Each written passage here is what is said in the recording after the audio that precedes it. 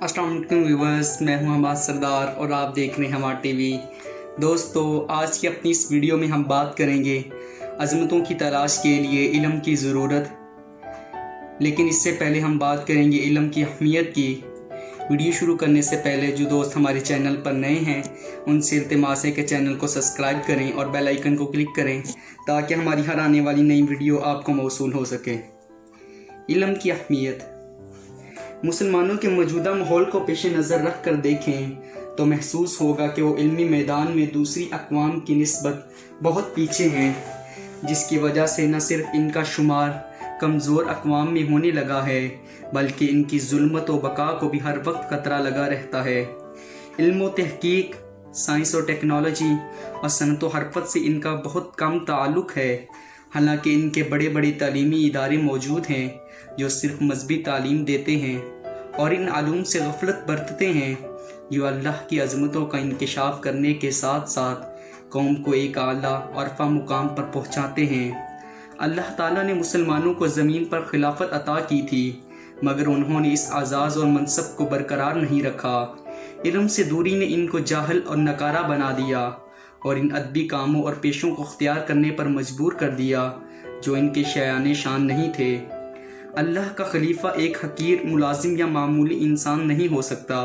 इसको एक ऐसे आला मुकाम पर होना चाहिए था जिसके बगैर दुनिया के कारोबार न चल सके। हज़रत इब्न अब्बास फरमाते हैं कि अल्लाह ताला ने हज़रत सुलेमान को यह अख्तियार दिया कि वो इल्म, माल और सल्तनत तीनों में से जो चीज़ चाहें अपने लिए पसंद कर लें। उन्होंने इन तीनों में से इल्म को तरजीह दी, मगर माल और सल्तनत इनको दोनों इल्म के साथ ही अता हुए। इससे साफ जाहिर है कि इल्म के साथ माल और सल्तनत का बहुत करीबी ताल्लुक़ है। अगर इल्म ना हो तो ये दोनों भी साथ नहीं देते। हमको ये बात मालूम होनी चाहिए कि दुनिया में बहुत सी कौमें उठीं और तबाह हुईं, सल्तनतें बनी और उजड़ गईं। किसी कौम के तबाह होने की वजह ये नहीं होती कि किसी दूसरी कौम ने तबाह कर दिया हो, बल्कि वही कौम तबाह होती है जिसमें इल्म व तहक़ीक़ का जज्बा, क़ुव्वत व अक़ल के इस्तेमाल करने के तरीके और जीने और हुक्मरानी करने के असूल नहीं होते। इसी तरह मज़हबों से बेज़ारगी इसलिए नहीं होती कि वो पुराने हो गए, बल्कि इनकी बेज़ारगी की असल वजह ये होती है कि इन मज़ाहिब में इनके पैरों कि इल्म व तहक़ीक़ प्यास बुझाने की सलाहियतें नहीं होती और इनके नज़रियात व तहक़ीक़ात इनका साथ नहीं देते। ऐसी कौमों में सिवाय पैदाइशी मुतदक्कीन के अलमी पीरों और साहिब बसीरत मुततब्बीन नहीं होते, बल्कि इनकी अक्सरियत मजहब से बेजार होती है। इसलिए सिर्फ वही अक़वाम व मज़ाहिब कायम और मुस्तहकम रहते हैं जिनकी बुनियाद इल्म व बसीरत पर इस्तवार है।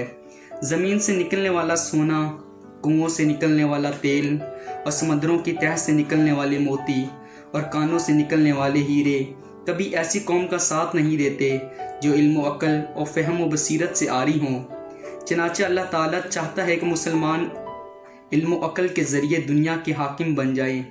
अल्लाह का वादा है कि तुम में से जो लोग ईमान लाएं और अमल नेक करें, इनको ज़मीन में हुकूमत अता फरमाएगा जैसा इसने अपने पहले लोगों को हुकूमत अता फरमाई थी। अब सवाल ये पैदा होता है कि अल्लाह पर ईमान लाने और हाकिम बनने के लिए क्या करना चाहिए।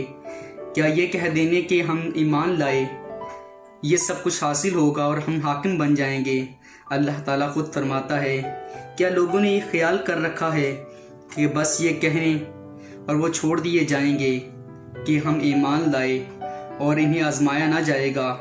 हालांकि हमने इन सब को आजमाया जो इनसे पहले गुजरे हैं। अल्लाह को ये देखना है कि सच्चे कौन हैं और झूठे कौन। अल्लाह पर ईमान लाने के लिए कुरान का मुताला बेहद ज़रूरी है। ये एक मुकम्मल किताब है जिसमें इल्म व हिकमत के ख़जाने भरे हैं। इसमें इल्म व तहक़ीक़ की दावत, क़ुव्वत व अक़ल के इस्तेमाल करने के तरीके, जीने और हुक्मरानी करने का असूल हैं। ये कोई फ़लसफ़ा है, ना इसमें कोई क़यास आरायाँ की गई हैं, न ऐसे नज़रियात पेश किए गए हैं जो बाद में चलकर बाइस निज़ा बने।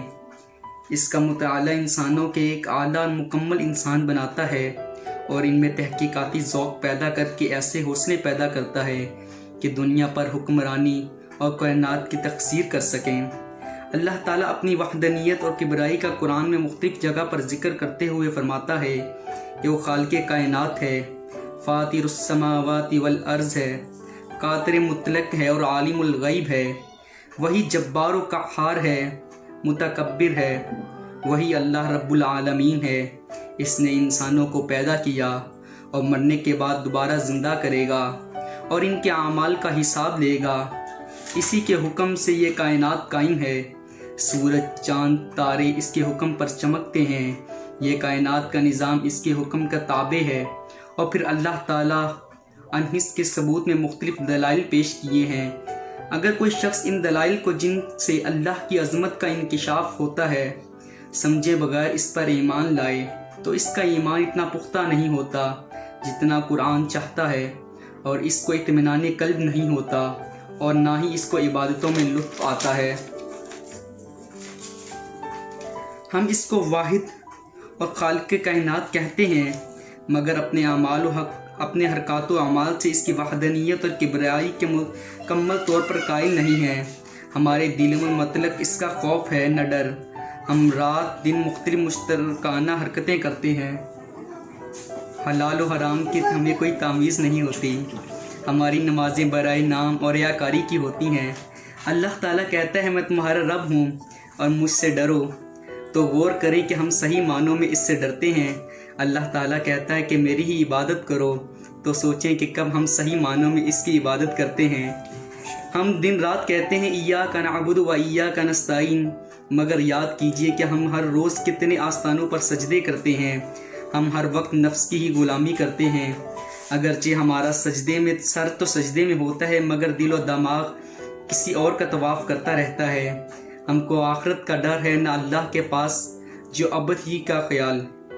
اللہ سے ڈرنے کے لیے اس کی عظمتوں کا جاننا بہت ضروری ہے۔ اللہ کی عظمتوں سے واقفیت سوائے علم کے ممکن نہیں۔ قرآن نے اللہ کی عظمتوں کو مختلف آیات میں بیان کیا ہے، چنانچہ فرمایا اس کتاب میں بہت سی واضح دلیلیں ہیں ان لوگوں کے لیے جو علم کو عطا ہوا ہے۔ ایک جگہ ارشاد ہوا کہ ہم نے ان قرآنی مثالوں کو لوگوں کے لیے بیان کرتے ہیں اور ان مثالوں کو صرف علم والے ہی سمجھتے ہیں۔ ان کے علاوہ وہ قرآن کی بعض آیات میں جہاں اللہ کی نشانیوں اور عظمتوں کا ذکر کیا گیا ہے وہاں اہل علم، اہل دانش کا بھی ذکر اس انداز سے کیا گیا ہے کہ بس وہی لوگ جو اللہ کی عظمتوں کو سمجھتے ہیں۔ چنانچہ علم کا جاننا، حاصل کرنا اللہ پر ایمان لانے کے لیے بہت ضروری ہے۔ اور پھر قرآن نے علم والوں کو بہت بڑا درجہ اور امتیازی مقام عطا فرمایا ہے۔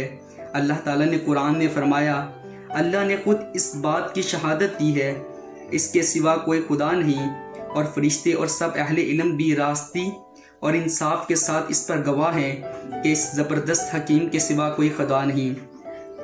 اس آیت سے یہ صاف ظاہر ہے کہ اللہ تعالیٰ نے اپنی وحدانیت کی گواہی سب سے پہلے خود دی، اس کے فرشتوں اور پھر اہل علم نے۔ چنانچہ اہل علم کو ایک علیحدہ درجہ دے کر اللہ اور فرشتوں کے بعد مقام دیا گیا۔ ایک اور جگہ قرآن میں ارشاد ہے، بعض اور لوگ ایسے ہیں جو کسی علم اور ہدایت اور روشنی بخشنے والی کتاب کے بغیر گردن اکڑاتے ہوئے خدا کے بارے میں جھگڑتے ہیں۔ اس آیت میں بھی اللہ کی ایک جداگانہ حیثیت بتائی گئی ہے جس کو ہم آسانی سے ہدایت اور روشنی بخشنے والی کتاب سے تغمیر کر سکتے ہیں۔ اسی طرح مندرجہ ذیل آیات بھی علم والوں کی جداگانہ حیثیت بتائی گئی ہے۔ تم میں سے جو لوگ ایمان لائے ہیں اور جن کو علم بخشا گیا ہے اللہ ان کو بلند درجہ عطا فرمائے گا۔ بس ان آیات سے یہ صاف ظاہر ہے کہ علم کو ایک نمایاں حیثیت دے کر اس کا مقام بلند کر دیا گیا۔